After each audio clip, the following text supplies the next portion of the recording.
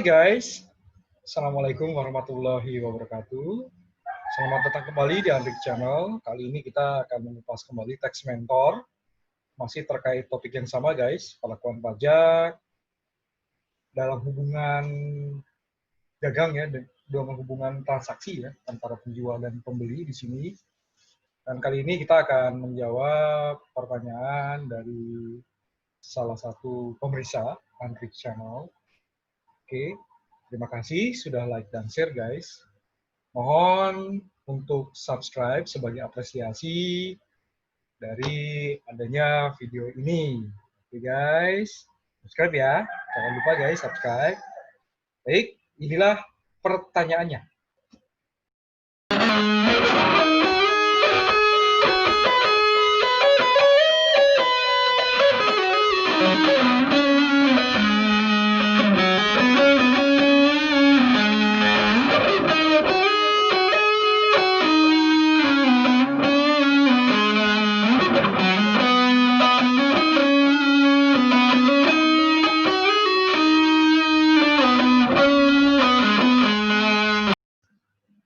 Oke guys, sebelum kita pas bahasan terkait pertanyaan Ibu Inatus Solihah, saya ingin menegaskan terlebih dahulu guys, bahwa yang akan disampaikan di sini ini terbatas hanya terkait kajian.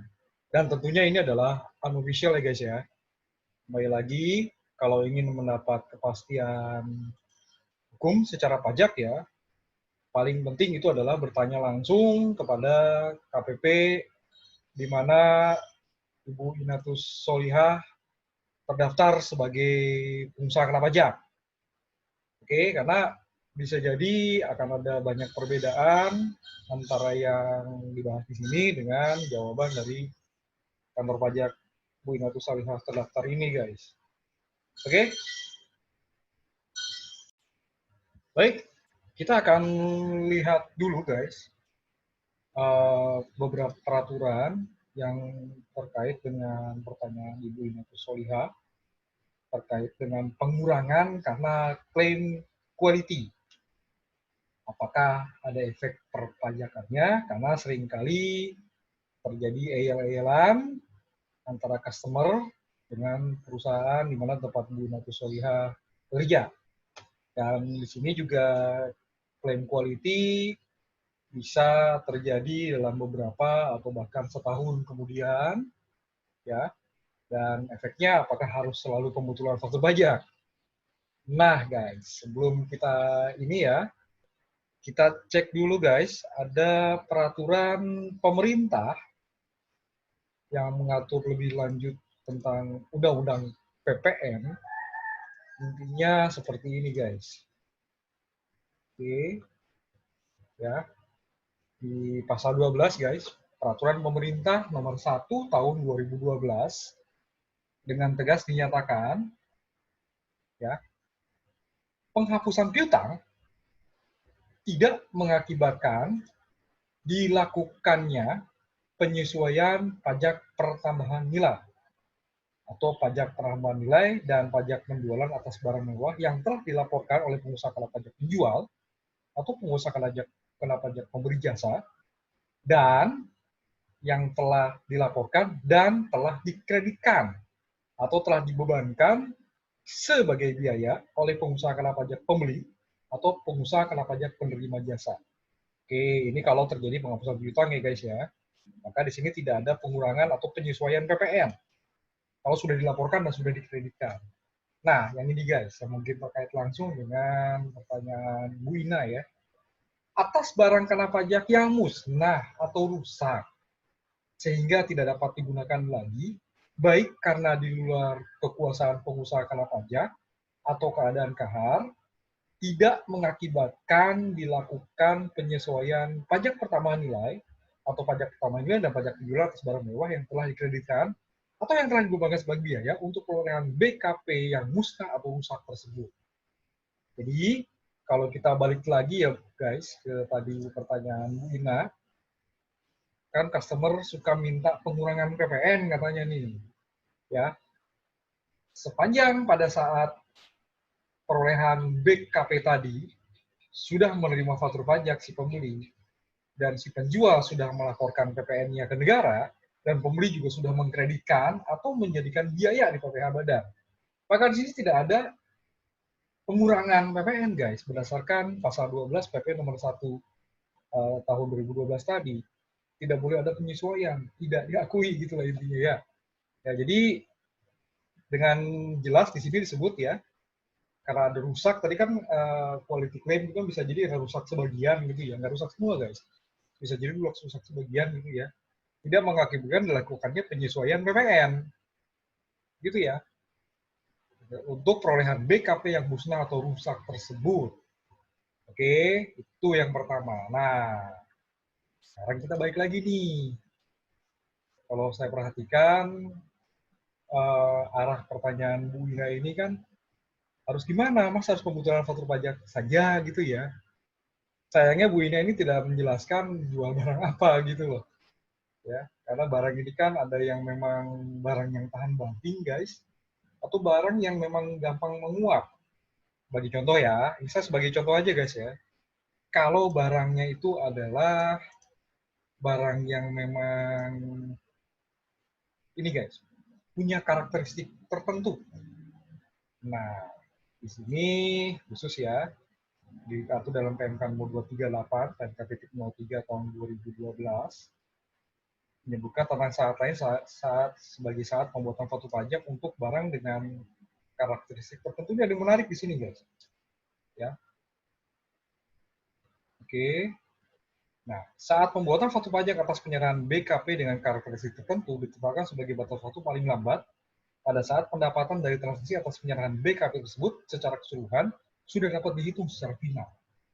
Oke. Nah, satu ya. Ini keseluruhan nih guys. Nah, di sini barang kena pajak dengan karakteristik tertentu memenuhi kriteria di sini. Harga jual barang kena pajak mengalami fluktuasi penyesuaian harga acuan standar yang berlaku di pasar domestik.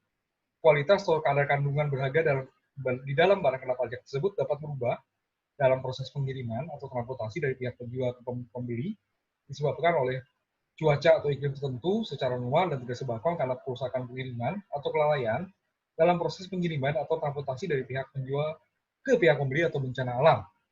Dan atau kuantitas baik tonase, volume, satuan lainnya dapat mengalami perubahan dalam proses pengiriman atau transportasi dari pihak penjual ke pihak pembeli yang disebabkan oleh cuaca atau iklim tertentu secara normal dan tidak disebabkan karena kerusakan pengiriman atau kelalaian dalam proses pengiriman atau transportasi dari pihak penjual ke pihak pembeli atau karena bencana alam. Nah, yang tidak termasuk karakteristik di sini adalah barang berupa konsentrat produk pertambangan, ya, termasuk dalam kategori BKP dengan karakteristik tertentu adalah BKP berupa konsentrat produk pertambangan yang mengandung karbon mineral atau dan bahan produk kimia. Ini contohnya gampangnya itu guys, produk kimia. Oke, ngirim misalnya 1 ton, tapi kan dia produk kimia gampang memuai misalnya ya, nyampe ke tangan pembeli malah katakanlah 970 gitu ya. Nggak 1000 kilo gitu ya. Cuma nggak nyampe 1 ton lah guys. Nah, bahkan di sini dia bisa nih ya saat pembuatan faktur pajaknya bila keseluruhan telah diterima, katanya kan gitu tadi ya. Saat pembuatan faktur pajaknya paling lambat saat pendapatan hasil penyerahan BKP tersebut secara keseluruhan sudah dapat dihitung secara final. Oke. Nah, tapi guys, ada tapinya ya. Oke. Mengenai pembuatan faktur pajak dalam pasal 2 untuk BKP dan transaksi tertentu sebagaimana dimaksud dalam pasal 3 berlaku dalam hal perjanjian jual beli atas penyerahan BKP dengan karakteristik tersebut memuat ketentuan sebagai berikut. Menyatakan bahwa hak atas barang kena pajak berpindah ke pihak pembeli setelah dikirimkan dari tempat penjual dan terdapat klausul tentang perubahan nilai tagihan akibat perubahan harga jual, perubahan kualitas, atau perubahan kuantitas BKP sehingga perlu dilakukan penyesuaian faktur komersial atau komersial invoice. Nah, ini untuk barang dengan kategori tertentu, guys, karakteristik tertentu, sorry. Tapi kalau ternyata bukan barang yang ini, ya nggak bisa pakai ini, guys. Tapi ada hal di sini yang membuat kita bisa manfaatkan. Apa itu, guys? Ini dia. Ini, guys. Kembali lagi ke sini. Ya, bawahnya nggak usah dibaca ya. Gimana perjanjian jual belinya, guys, pada saat transaksi tersebut? Kalau ternyata nggak ada klausul ini, ya ayal-ayalan pasti. Ya nggak sih? Nah, kalau misalnya dalam perjanjian jual beli, misalnya aja nih ya, di sini, oke, kita balik lagi ke SE24 PJ 2018, guys. Kalau misalnya aja dalam perikatan jual beli, dalam perjanjian menyebutkan bahwa penjual memberikan imbalan kompensasi, ya, bisa jadi karena keterlambatan pengiriman barang, sorry di sini nggak semua ya, apa tadi klaim quality ini nggak termasuk di sini sayangnya guys. Oke, di sini disebut di sini ya kompensasi sehubungan. Ini juga sama nih. Ini walaupun di situ dibilang ada kompensasi, tapi tetap balik lagi ke kontrak jual beli. Ada nggak klausul menyebutkan fluktuasi harga, keterlambatan pengiriman barang, atau program pinjam tertentu atau perintah penjual? Kalau ternyata ada, ya bisa guys pakai kompensasi ini. Jadi kalau yang kemarin nggak dibahas secara detail gini guys ya, karena balik lagi yang namanya kontrak perjanjian perikatan itu kan undang-undang bagi yang membuatnya. Kalau ternyata di sini nggak ada ini, ya nggak ada perikatannya tentang ini semua guys ya, kurang kuat guys. Oke, jadi kembali lagi ke Bu Ina, nggak bisa pakai juga yang kompensasi ya, karena di sini nggak ada. Di SE 24 ini cuma menyebut karena fluktuasi harga, keterlambatan pengiriman barang, atau program tertentu atas perintah penjual. Nah, keterlambatan pengiriman barang ini guys, itu adalah pembayaran penalti. Mirip-mirip lah. Pembayaran penalti di kasus Bu Ina ini mirip. Cuman di sini hanya untuk keterlambatan pengiriman, tidak untuk klaim quality, kualitas yang mungkin berkurang sehingga diklaim. Nah, terus gimana dong? Apakah harus selalu pembetulan? Balik lagi guys, kalau misalnya ternyata secara pajak memang tidak ada hal yang bisa dimanfaatkan, ya jangan maksa. Karena kalau tidak memenuhi syarat guys, dan pihak otoritas mengetahui ini bisa bermasalah nanti pada saat pemeriksaan pajak. Oke? Jadi kuncinya sih sebenarnya gimana caranya supaya nggak ada gesekan ya antara pembeli dan penjual. Kontraknya itu masalah pajaknya harus clear dulu. Seperti apa? Kalau ternyata ada klaim quality, misalnya diganti pada pengiriman berikutnya. Oke? Atau misalnya lagi nih guys, sekali lagi semuanya misalnya ya, karena balik lagi ke manajemen nih guys. Balik lagi kepada pihak yang punya perusahaan di kantor masing-masing. Kira-kira direksi mau nggak misalnya memberikan diskon pada pengiriman berikutnya? Itu ya, kalau misalnya pemberian diskon nggak bisa, ganti barang gimana? Gitu ya, karena kalau misalnya kita lihat lagi nih, ya, kalau ternyata nggak ada klausul di perjanjian tentang masalah klaim quality ini, kalau terjadi pengurangan kualitas gimana? Tidak sesuai dengan pemesanan gimana? Ya itu harus didetailkan guys, kalau bisa. Itu ya, kalau bisa. Karena orang yang bagian pajak ini kan tahunya terakhir. Transaksi sudah selesai. Gitu ya. Transaksi sudah selesai, kemudian sudah dibayar bisa jadi. Faktur pajak sudah dibuat gitu ya. Walhasil ya begitulah akhirnya. Saling ada gesekan antara penjual dan pembeli gitu ya. Dan ini bisa dihindari kalau balik lagi di perjanjian gimana? Di kontraknya seperti apa? Apakah menyebutkan klausul kalau misalnya ada klaim quality diganti, diberikan diskon, gitu ya? Diberikan diskon atau gimana? Gitu ya? Atau malah adanya pembayaran penalti. Nah, gimana kalau adanya sanksi dalam bisnis? Di aturan pajak guys, di PPN terutama ya. Ini kan kita sedang membahas PPN nih. Di PPN guys, kalau ternyata itu tidak menjadi satu dengan barang yang dijual, tadi pembayaran klaim tadi, maka itu bukan DPP guys. Nggak ada objek PPN di sini. Kalau tidak menjadi satu dengan barang yang dijual. Tapi guys, hati-hati. Ini kan bagian dari apa namanya perikatan gitu ya. Karena suatu perjanjian tertentu yang mengakibatkan bisa aja timbulnya bunga. Itu ya. Penalti itu bisa jadi bunga guys. Kalau misalnya itu istilah kata tidak ada apapun dan ini jaminan tertentu gitu ya. Kalau jaminan tertentu kan ujung-ujungnya ke bunga. Kalau bunga berarti objek PPh pasal 23 guys. Ini kita harus memang kalau sebelum kontrak ditandatangani ya, sebisa mungkin sih orang legal kalau bisa ya, baca, kasihkan dulu ke orang bagian pajak dan dipelajari aspek pajaknya apa aja. Supaya ini tadi guys, ya nih bisa terjadi, ini dimanapun sama kejadiannya. Kalau orang pajak dari awal tidak dilibatkan, ya, dalam istilah kata kontrak, aksesnya kayak nanti aksesnya kayak apa setelah kejadian, ya bisa jadi gesekan terus guys. Dan yang jadi tukang beres-beres ya orang bagian pajak. Contoh yang tadi kasus Bu Ina ini, apakah harus pembetulan? Walhasil kan bisa PK-nya nih ada pengurangan, dibetulkan sama si apa? Si penjual. Kan ada tapinya. Udah diperiksa belum? Kalau sudah diperiksa, selesai guys, nggak bisa diapa-apain lagi. Ya, ya kalau misalnya udah lewat belum 5 tahun? Kalau misalnya udah, sama, selesai juga. Kalau ternyata belum, nah logikanya begini, dalam 5 tahun mungkin nggak sih ada klaim quality? Makanya kembali lagi ke kontrak guys, kembali lagi ke masalah perjanjian. Sampai kapan sih klaim quality ini berlaku? Apakah selamanya 5 tahun, 2 tahun, setahun, 3 bulan harus clear semuanya di perjanjian guys? Ya, jadi kalau balik lagi nih sebenarnya masalah pajaknya memang ujung-ujungnya memang nggak ada solusi jadinya, ya. Jadi secara pajak itu tadi dicocokin ke sana nggak bisa. Saya juga nggak tahu apakah barang ini barang dengan karakteristik tertentu atau tidak. Kalau misalnya karakteristik tertentu, bisa tuh mungkin pakai PMK yang tadi saya sudah tunjukkan ya guys. Peraturan Menteri Keuangan nomor 238 PMK.03 tahun 2012. Tapi kalau ternyata bukan, yang jangan maksa guys.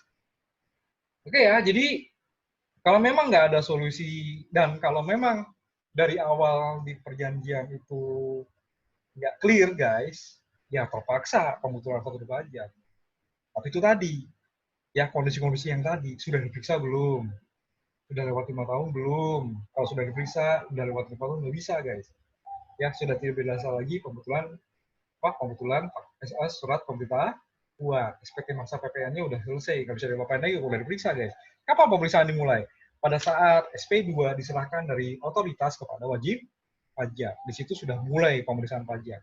Ya, oke. Nah, terus kalau misalnya memang ini nggak pengen kejadian lagi, ya, sekali lagi guys, ya, kalau bisa di kontrak perjanjian itu semua harus clear. Oke, gimana kalau A, gimana kalau B, atau kasus Bu Ina tadi ya, gimana kalau ada klaim quality? Oke, solusinya apa? Tawarkan, kita bikin perikatan dulu, kesepahaman dulu guys, antara pembeli dan penjual. Kalau ternyata sudah sepakat, kan enak. Ya, gitu ya. Jadi ini kembali lagi ke masalah perjanjian di awalnya gimana. Solusinya yaitu guys, kita kita cut jangan sampai nanti ke depan itu ada masalah. Transaksi sudah 5-6 bulan yang lalu. Atau tadi kasus Wina sudah setahun yang lalu. Ya nggak sih? Mau sampai kapan begini terus gitu ya? Pembetulan lagi. Never ending story guys. Oke? Itu saja. Sekali lagi ini unofficial guys ya. Oke? Untuk lebih tepatnya, kalau misalnya Bu Ina ingin dapat kepastian secara hukum ya minta private ruling. Ya, minta penegasan dari pihak otoritas pajak. Bisa juga lewat kantor pajak, kantor pelayanan pajak di mana perusahaan Bu Ina terdaftar sebagai pengusaha kena pajak. Oke guys, demikian saja mungkin pembahasan terkait dengan quality claim yang ditanyakan Bu Ina. Ya, solusinya cuma satu. Ke depan jangan sampai terjadi lagi, kontraknya harus clear. Oke, semua disebutkan di situ. Oke guys, terima kasih sudah menyaksikan, terima kasih juga sudah like dan share, ya. Dan untuk menambah motivasi saya untuk membuat video pajak ini guys, mohon subscribe. Oke, wassalamualaikum warahmatullahi wabarakatuh.